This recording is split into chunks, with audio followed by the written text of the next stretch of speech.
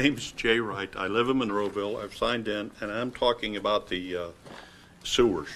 I'd just like to ask a couple questions. M4 project?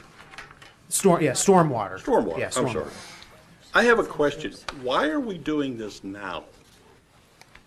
We have to. Pardon me? We have to. There's no date on the thing. I have a copy of it, Of what thing? of the, I guess you call it regulations. Wait a minute. Do you have a copy of our permit? You don't. No, the permit is, you apply for the permit later. You do No, that. we've They already don't done tell that. you to do it. No, we've already done that. So we only have 4 years left on that permit. So we need. So you've already done We're that? behind. Okay, but it's only $500 a year. It's not a ton of money. It's the purpose of getting started so that we can get the projects underway so that we can keep our people safe.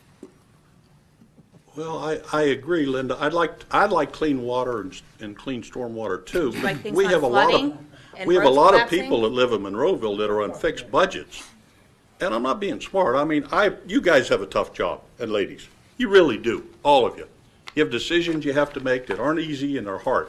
My question is, why now? Because these regulations have been in effect for a while. Well, I'm sorry, Mount Lebanon's had theirs in effect for over 5 years. I mean, we're kind of behind the 8 ball in some areas, so. Well, I know, I call Mount Lebanon. They've been doing it for almost 6 years. They collect roughly $2 million a year and use $500,000 to do curbs. That's what they've been using the money for, to put curbs in. And they all do, they also clean their catch basins Yeah, and stuff. exactly. But that's it. But they've been spending about $500,000 because Mr. Harvey mentioned them before, and I called him to find out what was going on. You could talk to Penn Hills. Pardon me? Too. That's not all of them.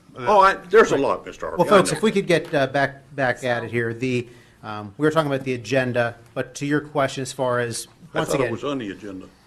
well, to advertise the ordinance, not the ordinance itself, the specifics, the minutia of the ordinance, that is not on the agenda, is not what we're voting for. Okay. We're voting for just to advertise the ordinance. But to Okay. answer your question, though, Mr. Hugus, if you could just briefly explain as far as the fines, as far as the timeframes, as far as having the permit, not complying, if you could keep it in a condensed. There's no set dollar amount for a fine. DEP sets that at the time if there's any violations.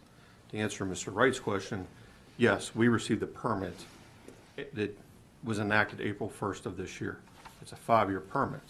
The permit expires in 2023. Within that permit, there are set criteria that the municipality has to meet. This is going to be no different from any other community. Everybody has to apply and receive an NPDES permit.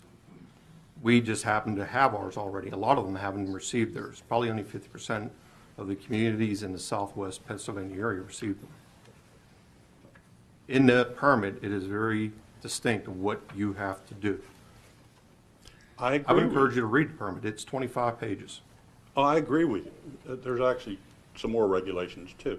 But my point is, we applied for the permit. They didn't send it to us or tell us to do it. You can apply for it because it's almost a voluntary program. Am I correct, Mr. Little? Absolutely not. It's a it's mandatory. not. The reason why it's called Every not MS4 is this is level 4 of the things that communities had to do. Okay. There's a local community that already got fined, I think, around $40,000. That was out near the Philadelphia. Yeah, for not complying by There these was a steps. required date that the communities had to submit your application to the DEP. What was the date? I don't have that off the top. We submitted ours in the fall of last year, is when we submitted our application to the DEP. And we received it on March 5th of this year. Paul, is it similar to the demands that are coming down on the sanitary source? Very similar. What the DEP is looking for here, Steve, is in the sanitary sewer world, you had stormwater infiltrating the sanitary sewers, which are overflowing, the sanitary pipes, and ultimately the treatment plants. Here, the DEP is more concentrating on the sediment loadings and the sediment getting into the system. And So the they infiltration. want you to get. They want to eliminate the Oh, yeah. stormwater out of the They want sanitary you to sources. They want you to eliminate the sediments that's in the stormwater. And it's a very costly projects to do that. The bigger the municipality, the more cost there is associated with it.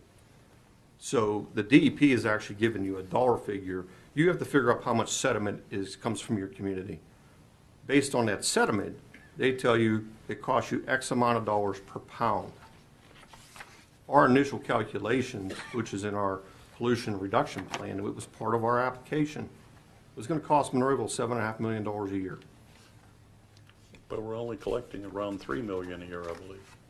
It's a little bit more than that. And there's reasons for that, and I don't want to get into it tonight. Okay. But that's what the DEP is concentrating on. Monroeville's in a good position, to be quite honest with you, because there's communities that have basically a sea of streets and rooftops. They have no lands to do these improvements on. We do. We own a lot of lands. We have a lot of stormwater detention basins we own and maintain. We have park lands that we could do this in. So there's places for us to do these, but they're not cheap to do, and we're required to do them. We're required to do it by 2023. At the end of our 5-year permit, we're required to prove to the DEP we have done our 10% sediment reduction of our municipality. There'll be Okay. more explanation given at September 6th meeting, Okay, I'll be there. so there'll be a slide presentation, so please attend. Then you can ask more questions.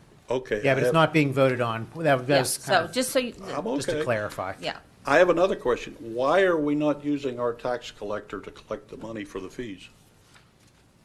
Well, that has not been voted on this evening, but the That's two. what I'm asking. It's on tonight, on It is, tonight's but agenda. the two proposals we received was from the tax office and from the Turtle Creek Valley COG. And I believe everyone has it in front of them. But the tax office was more expensive than the COG's proposal. And also the tax office had the addition of an Not a employee. tax.